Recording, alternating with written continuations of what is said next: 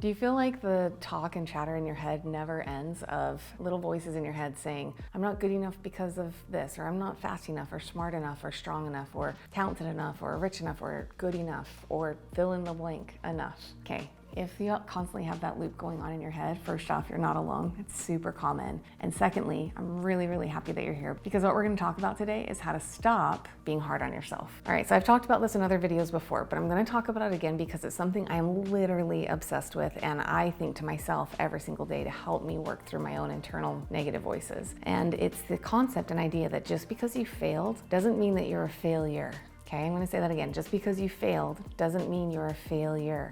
One is an act and one is your identity. There's a tiny difference in language, but a massive difference in how that impacts you and makes you feel. Just because you made a mistake doesn't mean you are a mistake. Just because you screwed up doesn't mean you are a screw up. And this is really important because as you're trying something new, maybe you're trying to build an online business, maybe you're trying to put yourself out there on social media, maybe you are trying to make any significant change in your life. And oftentimes what we do is we start to, just because we made a mistake, which welcome to the rest of the world, we all make mistakes all the time, but then we start to allow that one mistake, that act, to define who we are as a person. And here's the cool thing that I've learned about act versus identity and recognizing the difference between the two is the cool thing about identity is that it's malleable, okay? It's shapeable, it's formable, and every single day you can put tiny little baby steps in place that are gonna help you shift and change your identity, that are gonna help you move closer to the life you wanna live. And the reason that I wanna talk about this in this video today is because there are so many times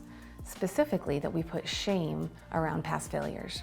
Okay, and it's so important to address that, and even just for you to become aware of it and identify it, because once we can identify it, then we can learn how to work past that. And there are so many things that all of us carry shame and guilt about. Every single one of us do. And so first, I kind of wanted to get into what is shame. And I've actually done a ton, I've totally geeked out on the concept and the research behind shame. And so what even is shame? And the definition, or my definition of shame, is the idea or belief that you're not good enough or that you're not capable of change.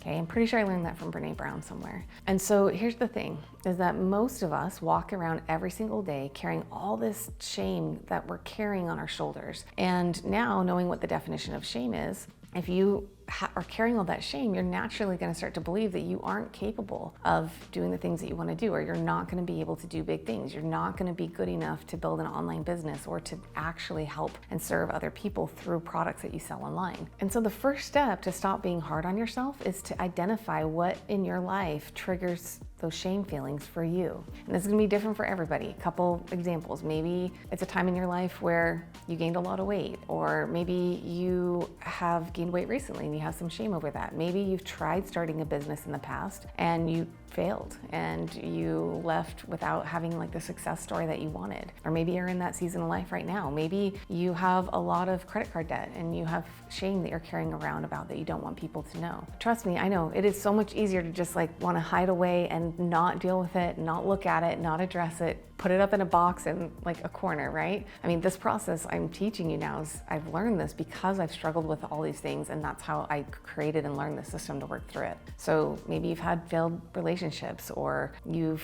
lost partners, or maybe you've gone through a divorce, or maybe you're estranged from some family members, or no longer have a good relationship with your kids and you feel shame over those areas. Maybe you said, yeah, I'm gonna start my online business, I'm gonna create a product, I'm going to grow on social media, whatever it is for you, and it didn't happen. So what we need to do, and I learned this, I've probably spent tens of thousands of dollars in the past decade in therapy, but this is kind of where I learned and gleaned this from. But what I had to do was I had to figure out where my own past trauma was and why that was impacting so many areas of my life moving forward. And you might not directly see it at the beginning, Natalie, why do my past traumas have to do with not having business success? Well, the truth is they are closely related, because everything that you've gone through in your life is pointing you and impacting you where you're at right now. And so the cool thing though is that once I was able to identify that and really forgive myself for past actions, it was like this ripple effect, and everything in my life got so much better. And I want you to know that this is a judgment-free zone. I have made so many failures in my life, and I promise you that identifying this, even if you just only do it to yourself and you don't even say this to anybody else, it's going to be the first step that's going to get you moving forward. So I think that oftentimes it can feel safe to keep ourselves small, to not put ourselves out there, to not try something new, to not try something that feels scary because we're afraid of failing. But the truth is, if we stay where we're at right now, if we stay small, we're gonna stay exactly where we're at right now, and we'll always be playing small. And so what we need to do is we need to start by addressing the reasons why we're afraid of failing. And that always circles back to shame. Feeling shame around past failures or past experiences or past situations that you've been in. And so here's the thing. Humans by nature, we don't like change, right? Like that is how we are wired and conditioned as human beings. We're naturally, by default, always going to go back to our default condition, right? It feels comfortable for us because our bodies want to stay in homeostasis, and homeostasis is what feels comfortable for us. But growth happens when you allow yourself to be uncomfortable. And usually, if you're anything like me, it is not comfortable to look at past failures that you've gone through or things in your life that trigger shame for you that make you feel uncomfortable, but it is one of the most necessary steps when you're getting started. And so the reason that I'm doing this is because I want to show you the path of what you need to do to unbecome who you've been up until this point. So that way you can become who you want to be in the future. And so I want you to do a series of exercises that I want you guys to do right now, today, as you're watching this video, okay? Now, I know some of you guys might be thinking, well, I'm not afraid of failing, but I felt like I'm setting myself up to fail. Okay, that makes sense. So what I'm gonna do is have you do these number of exercises. So if you're comfortable sharing in the comments, awesome. If not, grab a pen and paper, write this down, okay? I would love for you to do this. I also understand that this can be a sensitive topic. And so if you're not at a place where you're comfortable sharing this with anybody else yet, that's okay. But I do want you to take a minute and just write this out for yourself. It could be in a journal, it could be in the notes section of your iPhone, you can voice memo it to yourself. And this might feel like you can do this pretty quick. This might take you a little bit of time to wrestle with this, and that's okay. But one of the things that I've learned over the years, and I really truly believe, you've heard me say it in other videos before, is that once you own your stories, those stories have less power over you. And that's something that I tell myself over and over and over and over again. So I want to share with you a couple examples here. Now, I've talked about this pretty candidly now, but when I was in the thick of it, I was so ashamed and embarrassed to talk about it. And for years, we were drowning in student loan debt. I mean, at one point we were $170,000 in student loan debt. And I didn't want to admit that to anybody. You know, I wanted to be the person who had gone to college and gotten a degree and was having a successful career. And I didn't want people to realize that even though we were bringing in money, we were still struggling every single month, paycheck to paycheck, because the amount of debt that we had was so big. In fact, I remember going to the grocery store and I was on the teeniest, tiniest budget. And I remember saying, I cannot wait for the day when I can just go to the grocery store and buy any produce I want, whether it's on sale or not. Because usually I was buying, you know, strawberries from like the clearance section that may or may not have even been good still, and we cut off the moldy parts. And I remember during that time in my life thinking I could look in the mirror and just feel a lot of shame, right? And I remember being like, I didn't even want to look in the mirror. I didn't want to have anybody take any pictures of me. But I realized that that wasn't serving me, carrying that shame and holding on to that embarrassment, and that shame doesn't move me forward in any way, shape, or form. And I've learned in the past, I think a lot of times, if you're anything like me, in the past, I've tried to just shame myself into making changes over and over. I thought, oh, if I just hate myself enough, then I will actually do something different.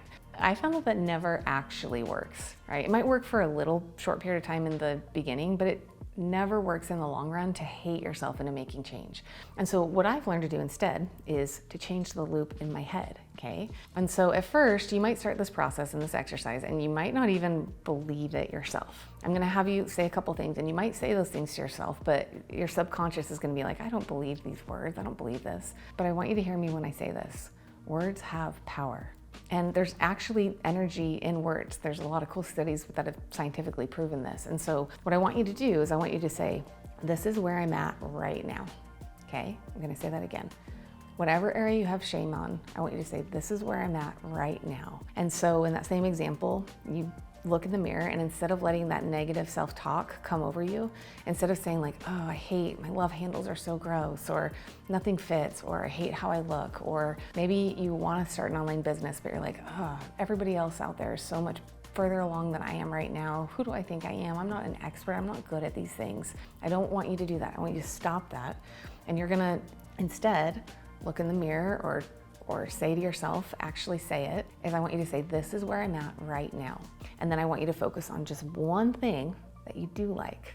So let's go back to the weight analogy. You might look in the mirror and you might say, okay, well, I am 20 pounds heavier than I want to be, but still see a little baby quad muscle pop in my shorts over there, you know, and that makes me feel strong. Or maybe you don't even have that you like about yourself. You can look and say, all right, this is where I am right now, but I still like my green eyes. What you do is, I want you to do this. I want you to say, this is where I'm at right now.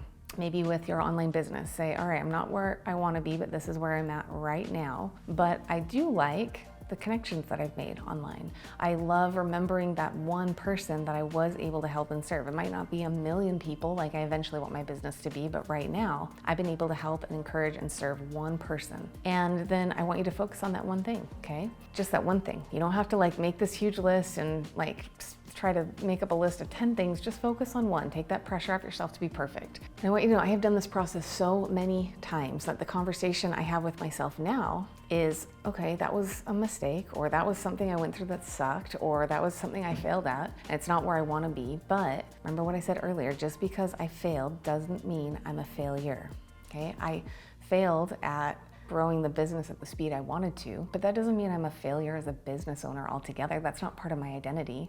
What I want you to do is I want you to change that conversation, and I want you to show yourself a minute of grace here, okay? And I want you to say to yourself, I was doing the best that I could with what I knew at the time, okay? I want you to write that down right now. I was doing the best that I could with what I knew at the time.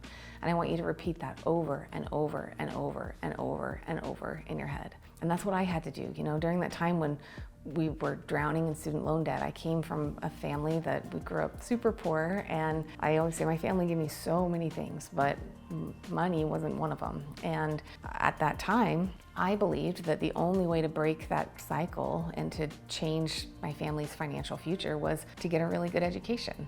You know, I didn't have any money at the time, so that meant going into debt. So in hindsight, do I wish I would have taken on that much student loan debt? No, but there's no point in shaming myself over it, right? Because of this process that I've learned, I can have some compassion for myself, and I can say I was doing the best that I could with what I knew at the time. And I could hold on to so much shame over being in debt, or businesses that I failed at in the past, or even relationships with people that I wish would have gone better. Or I could say I was doing the best that I could with what I knew at the time. And I don't want you to beat yourself up over decisions that you've made in the past, right? Those decisions have already been made.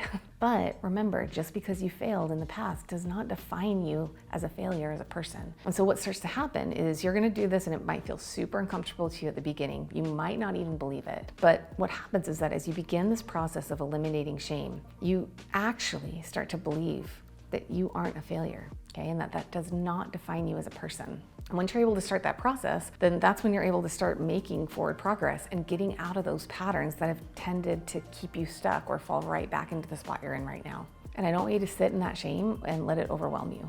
Okay, instead, I want you to have some empathy for yourself and say, I was doing the best that I could with what I knew at the time. And the only reason that I now have the knowledge and the awareness that I have now is because I went through those experiences that I probably wish I wouldn't have gone through. And so the first thing that we need to do is wipe the slate clean, okay? Eliminate the shame, because holding on to that shame will never, ever, ever serve you if you're trying to move forward. And so my goal for you guys in creating this video is to teach you how to rewrite your story, to teach you how to learn to move to the next step, to build the life that you want to live, to be the kind of person that you want to be. And the most important step for rewriting your story is to make sure that you don't get stuck in the shame of your old story.